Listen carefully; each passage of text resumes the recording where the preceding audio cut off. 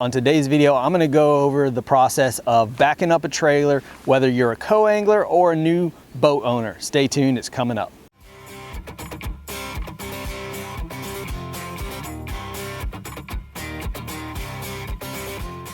Alrighty y'all, Lou here from Beyond the Bounds. This is a channel geared towards bass fishing, gear reviews, tournament footage, helpful tips and tricks, much like the one you're about to see. So let's get into today's video, which is talking about the basics of backing up a boat trailer. Alrighty, so I know this can be kind of one of those scary parts about owning a bass boat and or maybe being a first-time co-angler. So I wanted to make this video to help you guys out and help get you comfortable with the technique to allow you to successfully back up a boat and trailer, because when you're backing it up into the ramp, that's going to be a little bit easier. But sometimes, people are going to have really large trucks that you're going to be dealing with. Maybe they're jacked up, they're elevated, they've got a camper on the back of it, you can't see around it. So, you're not always going to have the same situation where you can just, boom, look over your shoulder and back this thing up, especially having these power poles in the back of the boat as good guide. When it's in that situation where you can't see the trailer,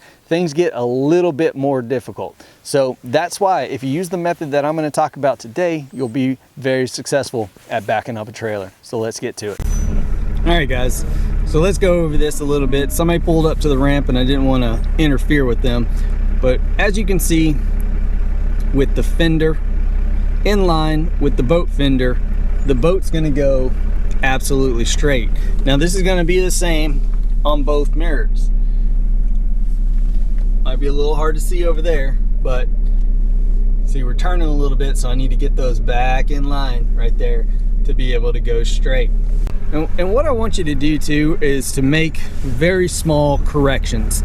It's not about knowing, oh, if I turn it this way, it goes that way. If I turn it this way, it goes that way. What you'll start to see is that, even if you mess up and you want to go one direction and you start to not see that fender of the boat, you know that if I turned around, the boat's going to be going to the left, right? See, if I turned around, so the less fender you can see on your driver's side mirror, your boat's going to go to the left. The more boat I can see in my passenger side, the boat's going to be going to the left.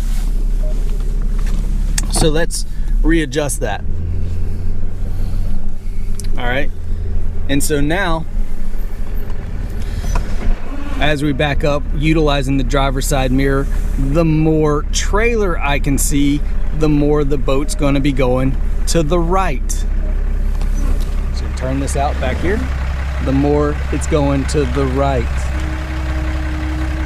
So the more you can see in your driver's side mirror, it's going to be going to the right.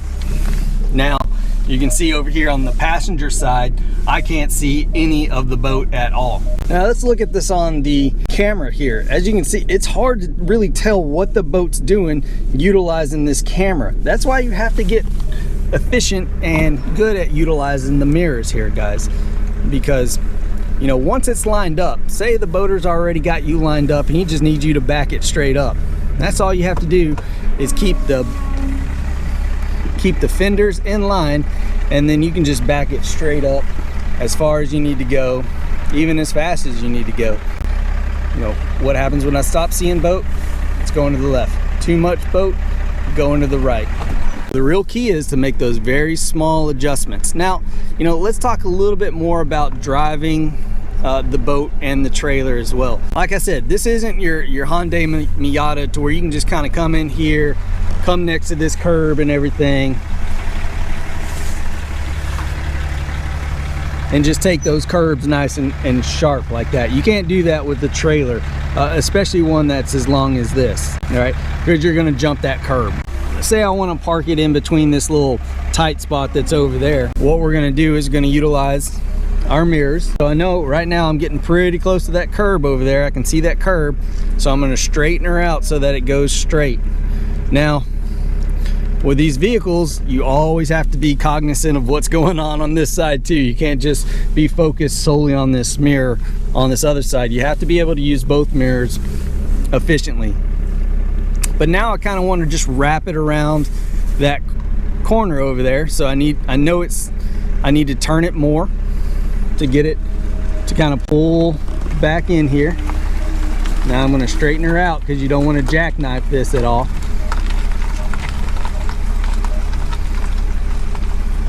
But again, I'm still basically utilizing my mirrors. Oh, no, you know, now I'm going to adjust it and try to go a little straighter with it. See what I'm doing? Very small adjustments to get this right. Let's see if we can look up here in our mirror. Bam. I know I kind of want it to go straight, so that means I got to get my fenders lined up. And as I start to let, you don't want to do this fast, I swing back over here to check on my other side to make sure I'm not going to get near that curb or anything. And roll that window down just so you can hopefully see there. I don't want to get close to that curb, but I know I'm good and I need to back straight up. So again, you know, see how I'm turning? I'm gonna turn small corrections till I get my fenders lined up, and now I'm going straight. If you can do this, you can park any of these trailers, you can back them up on a dime just utilizing your mirrors. So before you even get to the ramp, make sure that you've pulled off in an area that's not blocking incoming traffic or anything like that, and do everything that you need to do to unhook your boat. Now when you pull, we're gonna launch this just like we had assumed our boaters in the boat. We're gonna make a good circle here so that we can line up our trailer and our fender with the ramp. We know that we're going straight, and again, we're gonna make small adjustments, just back and forth, you know, turning this back and forth so that you get the feel of what goes which way. But as you're backing it up, keep things in line. You can see I'm heading right towards those pylons. I know I need to see less boat, so I start moving less boat. Let's switch around to this other side because there might be another truck there as well, and you need to thread between that truck and those pylons to back this boat up. And so I'm utilizing my other mirror to do so. I can see that I've got a lot of fender, and that's gonna start pushing me outwards into the middle of the ramp. I'm slowing down, switching back to my other side to see that now I'm straight.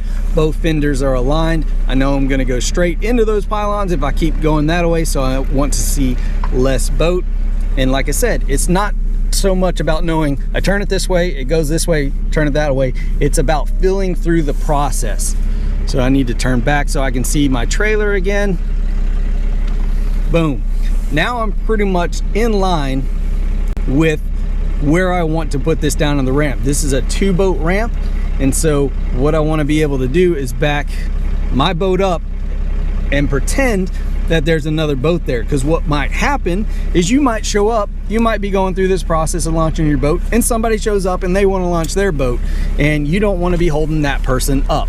So from here on out, it's pretty simple. I'm just going to back my trailer up, and I'm going to keep my fenders in line, and if I start to see it moving, I'm just gonna make very small adjustments with the steering wheel, very small, very tiny, so that you can see right here, all I'm doing is just very, you know, not full turns by any means. Now that I've got it lined up, very small adjustments are what's needed to make this go down.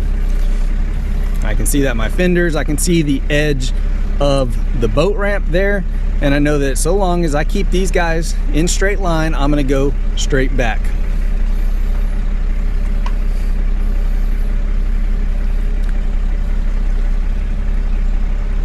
Now each boat's a little different, but a good rule of thumb when you're backing your boat in, especially if you're backing a boater, if say the boater's already on the boat, is what you'll actually see is the boat kind of lift up just a little once you get that fender in there. Now this is important to note that when you're trying to load the boat, you want to get the trailer in about this same position to where the front of that fender is kind of exposed. That'll allow enough of the trailer out of the water for them to see it, but it'll make sure that when they load the boat, it doesn't float off or it's too deep or something like that. The boat needs to be able to contact with the bumper, the rub rails, as it's being loaded.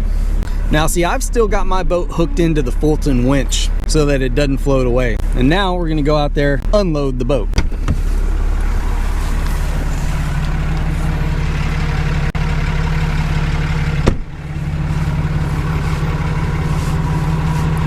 It's good to have some boots, some water boots of some types, especially when loading yourself, because otherwise you'd have to crawl on the top of your boat or truck to get to your boat.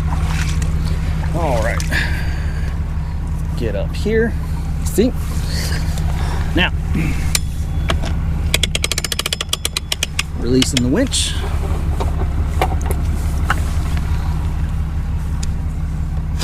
A lot of the time I just like to push mine off. Bam. There you go. Pushed off. Now it's perfectly okay, especially if you're launching by yourself, to leave your truck there. Everybody knows and understands that that's just how things go.